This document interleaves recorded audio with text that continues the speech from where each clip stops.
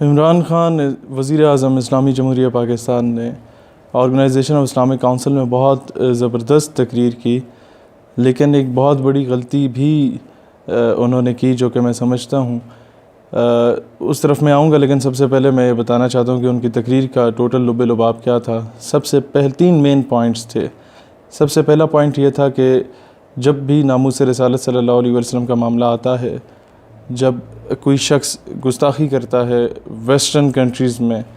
تو organization of Islamic council کی جو کنٹریز ہیں، اسلامی ممالک ہیں، ان کی جانب سے کوئی سخت رسپانس نہیں آتا۔ اس طرح کا ایک گلہ کیا انہوں نے تمام اسلامی ریاستوں سے، جو کہ میں سمجھتا ہوں کہ پورے پاکستانی عوام، تمام مسلمانوں کے جذبات کی نمائندگی کی۔ دوسرا پوائنٹ ان کا یہ تھا کہ ایک اسلامو فوبیا کا ایسپیکٹ جو ہے وہ وہاں پر پایا جاتا ہے، کہ اسلام سے ڈرنے والا کانسیپٹ پایا جاتا ہے، اور کوئی بھی دہشت گردی اگر کہیں پر ہوتی ہے، اگر اس بندے کے نام کے ساتھ کوئی مسلم نیم آتا ہے تو اس دہشت گردی کو اسلام کے ساتھ جوڑا جاتا ہے۔ لیکن جیسے کہ واقعہ جو نیوزی لینڈ میں پیش آیا، اس میں وہ دہشت گردی کرنے والا بندہ عیسائی تھا، تو اس کا مذہب نہیں بتایا گیا، کہا گیا کہ جی یہ مینٹلی ریٹارڈڈ پرسن تھا، یعنی کہ اس کا ذہنی توازن ٹھیک نہیں تھا۔ تو یہ ڈوئل جو رسپانس ہوتا ہے، دوغلا رویہ ہوتا ہے انٹرنیشنل کمیونٹی کا، اس کو بہت زبردست طریقے سے ایکسپوز کیا وزیر اعظم نے۔ تیسرا انہوں نے پوائنٹ یہ پیش کیا کہ جی سائنٹیفک ایسپیکٹ سے کافی ریفارمز لانے کی ضرورت ہے اسلامی امہ میں، اور اس میں انہوں نے کہا کہ ہمارے پاس اس طرح کے اسپیشلسٹ موجود ہیں جو کہ آپ کو ہیلپ آؤٹ کر سکتے ہیں۔ اب جو تیسرا پوائنٹ تھا، اس کا انہوں نے حل بتایا۔ پہلا پوائنٹ جس پہ انہوں نے پچھلے 6 مہینوں سے جو ہم تقریریں کر رہے ہیں، اور وہ آواز پوری پاکستانی قوم کی آواز بنی، کہ جس طرح ہولوکاسٹ پہ یہودیوں نے ایک قانون سازی کی، اس طریقے سے اب یہ جو چیزیں میں بتا رہا ہوں، جو لوگ ٹیکنیکلٹیز دیکھتے ہیں اسپیچز کی، یا جو لوگ ڈپلومیٹک ایسپیکٹ کو سمجھنے والے ہیں، وہ میری ان باتوں کو سمجھ پائیں گے۔ میں جذبات سے ہٹ کے باتیں کر رہا ہوں آج، کیونکہ کئی اس طرح کی چیزیں ہوتی ہیں جو کہ آپ سمجھانے کے لیے کرتے ہیں، صرف کاؤنٹر نیریٹو نہیں دیتے۔ تو وہ یہ ہے کہ ہم لوگوں نے چلیں پہلے اس طرف جاتے ہیں، جس طریقے سے ہولوکاسٹ پہ قانون سازی ہوئی کہ کوئی شخص یہودیوں کے اس ہولوکاسٹ کے خلاف بات نہیں کر سکتا، یہ قانون سازی کی گئی پراپر۔ اسی طریقے سے یہ قانون سازی ہونی چاہیے کہ کوئی شخص ناموس رسالت صلی اللہ علیہ وسلم کے معاملے میں کوئی حضور صلی اللہ علیہ وسلم کی ذات مبارکہ یا ان کی شان میں کسی قسم کی گستاخی نہ کر سکے، اس پہ پوری قانون سازی ہونی چاہیے۔ اب عمران خان کا یہ پوائنٹ آف ویو بالکل درست تھا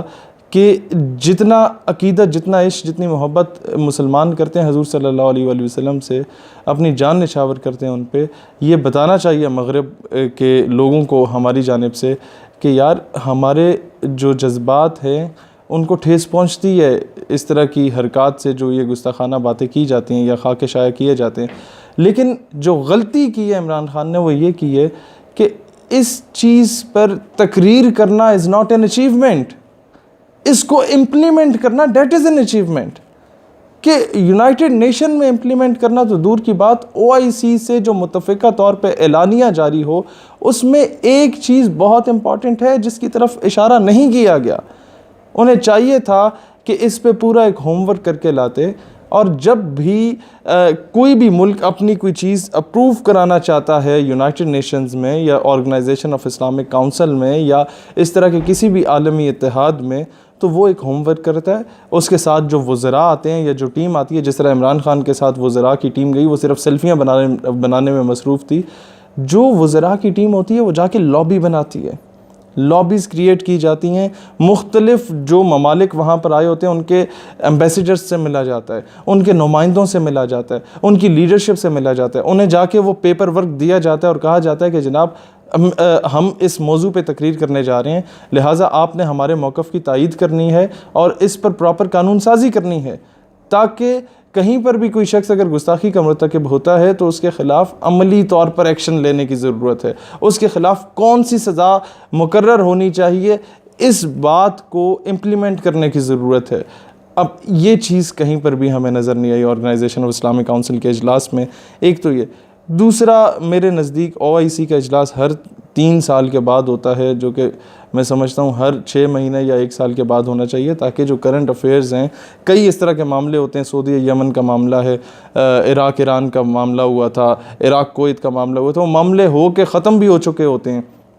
ہم لوگوں کا جب اجلاس کا وقت آتا ہے تب وہ سارے نان ایشوز کہلاتے ہیں، یعنی کہ وہ ایشو رہتے ہی نہیں ہیں، جتنا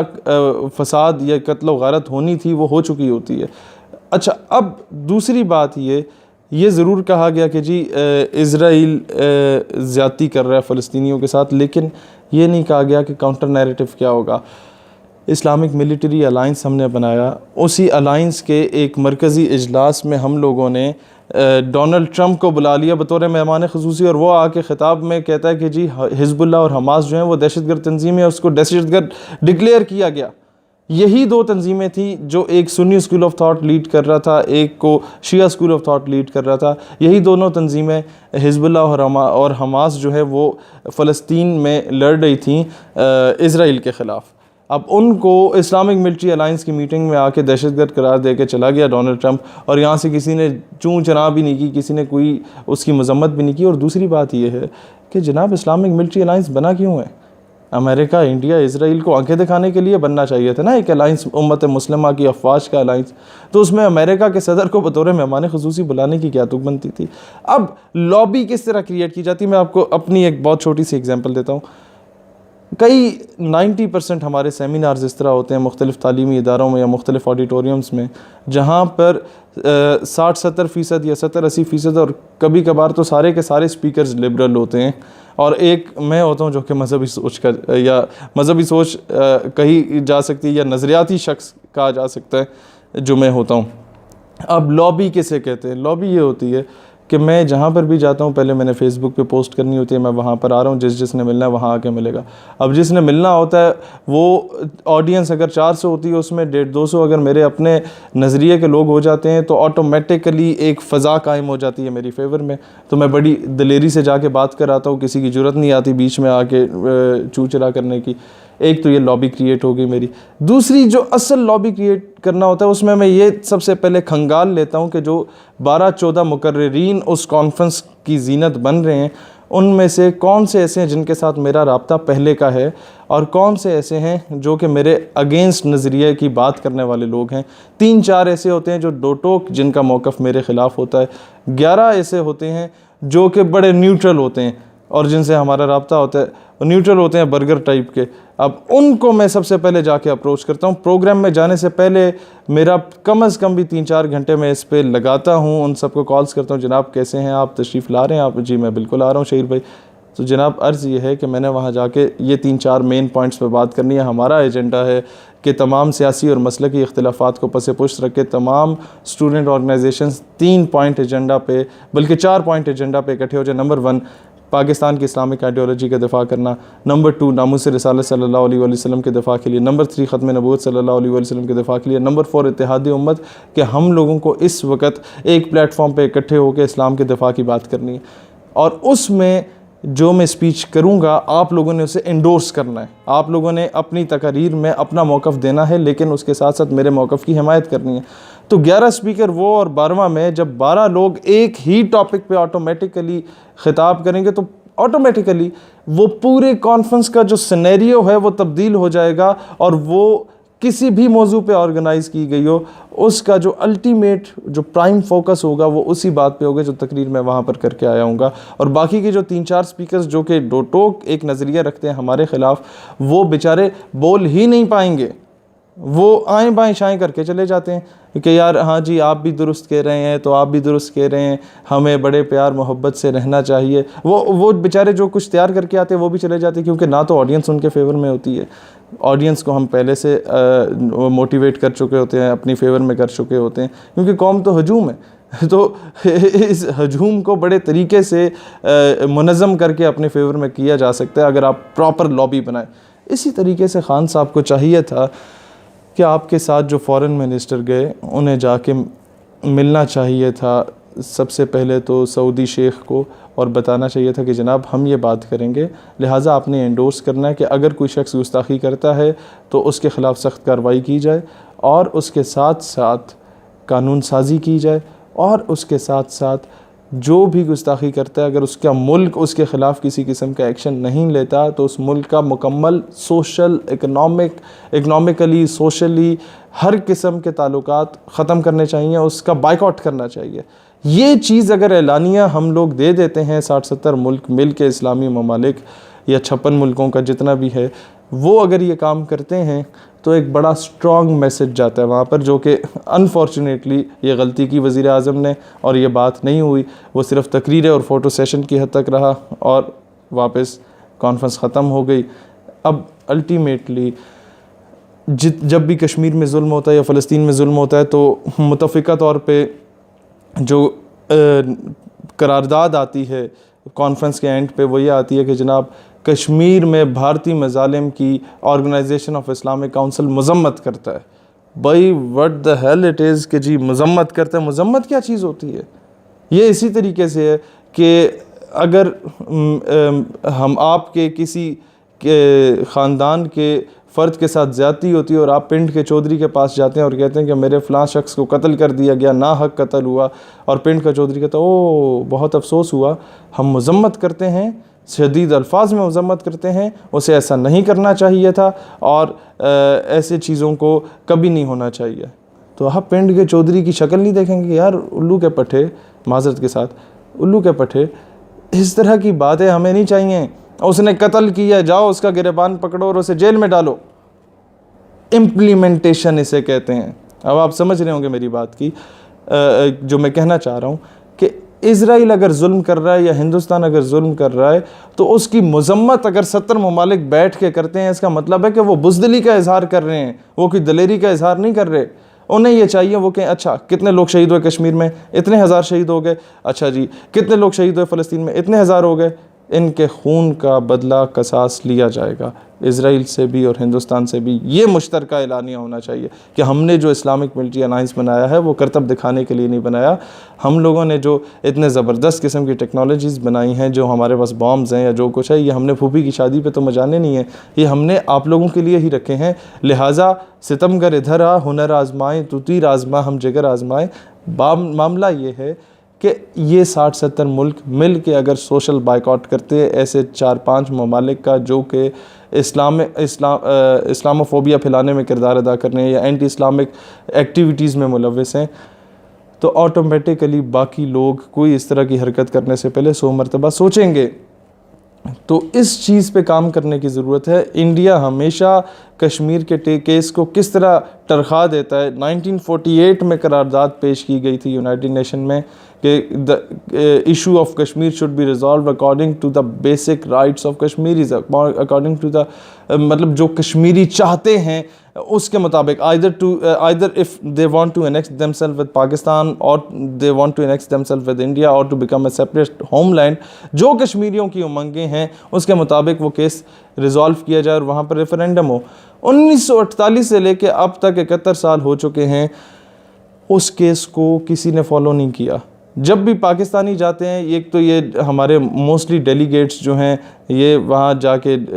نشے میں دھت ہوتے ہیں یا تصویریں بنوا رہے ہوتے ہیں یا بارز میں پائے جاتے ہیں، جب اجلاس میں جاتے ہیں تو ان کا ہوم ورک کمپلیٹ ہوتا نہیں ہے، یہ لوگ جا کے لاجیکلی پروو نہیں کرتے، بلکہ کشمیر کے کیس کو انڈیا اتنا زبردست طریقے سے پیش کرتا ہے کہ وہ ہمارا بھی جو آزاد کشمیر ہے اس کو بھی کلیم کر بیٹھتا ہے اور یہ شکلیں دیکھ رہے ہوتے کیونکہ انہوں نے ہوم ورک نہیں کیا ہوتا اس پہ۔ لہٰذا آپ لوگ جب بھی جائیں ایسے سنسیئر لوگوں کو بھیجیں۔ فارن پالیسیز کو تو ایک ریکال کرنے کی ضرورت ہے، اور ہمارے فارن آفس کے جو نمائندے جاتے ہیں وہ جا کے لابیز بنائیں، سب سے پہلے مسلم کنٹریز میں بنائیں، اس کے بعد ویسٹرن کنٹریز میں بنائیں، اور انہیں بتائیں کہ جناب بات یہ ہے کہ آپ یہ ایک سائٹ پہ رکھ دیں کہ جی مسلمانوں کے ساتھ ظلم ہو رہا ہے، آپ یہ دیکھ لیں کہ یار آخر ہیں تو انسان، ان کے ساتھ ظلم ہو رہا ہے، فلاں فلاں ملک اس طریقے سے ظلم کر رہا ہے، لہٰذا ہمیں آپ کی سپورٹ چاہیے کہ اس ملک کے خلاف ہم لوگ کوئی عملی طور پہ کردار ادا کریں۔ تو کیوں نہیں یہ ہو سکتا؟ بالکل ہو سکتا ہے۔ جس طرح امریکہ نے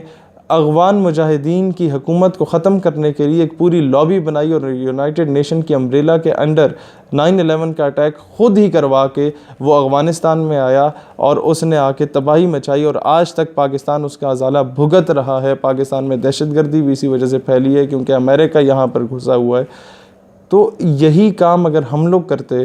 اور پراپر لابی بنا کے جاتے تو آج ہمیں محض تقریریں نہ کرنی پڑتیں، آج ایک قانون سازی ہو چکی ہوتی یونائٹڈ نیشن میں کہ کوئی شخص ناموس رسالت صلی اللہ علیہ وسلم کے معاملے میں کسی قسم کی ہرزہ سرائی نہیں کر سکتا۔ لہٰذا میری التجا ہے، درخواست ہے حکومت پاکستان سے کہ اگلی بار جب بھی آپ لوگ جاتے ہیں تو صرف تقریریں کرنے نہ جائیں اور قول و فعل میں تضاد بھی نہ رکھیں۔ آپ لوگوں نے وہاں پر تو چلے جا کے بات کی، لیکن آپ نے ہی اپنے دور حکومت میں آسیہ ملونہ کو رہا کیا، آپ نے ہی اپنے دور حکومت میں ایک قادیانی بک سیلر جو کہ گستاخی کا مرتکب تھا، کورٹ نے اسے رہا کرتے ہوئے کہا کہ جناب اس کا جرم ثابت ہے، یہ گلٹی پروو ہے، یہ معصوم نہیں ہے، لہٰذا ہم اسے پھر بھی رہا کرتے اس لیے رہا کرتے ہیں کیونکہ جتنی جیل میں اس نے عمر گزار دی بس وہی اس کی سزا تھی۔ لہٰذا جب تک پریکٹیکلی سزائیں آپ اپنے گھر سے شروع نہیں کرتے، گستاخوں کو ٹنگتے نہیں ہیں، تو آپ انٹرنیشنل لیول پہ جا کے کبھی بھی آپ کی بات کی وہ ویٹیج نہیں ہو سکتی سوائے تصویریں کھنچوانے کے۔ تقریریں تو ہمارے محلے کے مولوی صاحب آپ سے زیادہ اچھی کر لیتے ہیں۔ تقریر کرنا محض that is not an achievement, جو باتیں آپ نے کی ہیں اس کو پریکٹیکلی امپلیمنٹ کریں، دیٹ از این اچیومنٹ۔ ایک طرف تو آپ وہاں جا کے ناموس رسالت کی بات کرتے لیکن دوسری یا ختم نبوت کی بات کرتے، دوسری طرف آپ کا ہی سابق چیف جسٹس آپ کا ہی ڈیم فنڈ کے تحریک کے لیے جب جاتا ہے کسی دوسرے ملک میں تو قادیانیوں سے چیک وصول کرتا ہے جس پہ لکھا ہوتا ہے احمدیہ مسلم کمیونٹی، یعنی کہ کیا وہ احمدیہ مسلم کمیونٹی یعنی کہ قادیانی مسلمان ہے، معاذ اللہ یہ لکھا ہوتا ہے وہاں پر، تو کیا پاکستان کے کانسٹیٹیوشن کی دھجیاں نہیں اڑائی جاتی؟ آپ جب تک ثاقب نثار کے اس ایکٹ پہ اس کے خلاف کارروائی نہیں کرتے، عملی طور پہ اس کے خلاف سپریم جوڈیشل کونسل میں نہیں جاتے، حکومت کو چاہیے اس طرح کی چیزوں کو دیکھے۔ تو آپ جب اس طرح کی چیزیں اپنے ملک میں نہیں کریں گے تو دوسرے ملک کو جا کے آپ کیا لیسن دیں گے کہ جی ناموس رسالت پہ ڈٹ کھڑے ہو؟ یہ چیزیں آپ لوگوں کو اپنے ہی گراؤنڈ لیول سے اپنی اسٹیٹ سے شروع کرنی ہوں گی، تب آپ انٹرنیشنل لیول پہ جا کے آپ کی بات کی کوئی ویٹیج ہوگی۔ اللہ اسلام اور پاکستان کا حامی و ناصر ہو۔ پاکستان پائندہ باد۔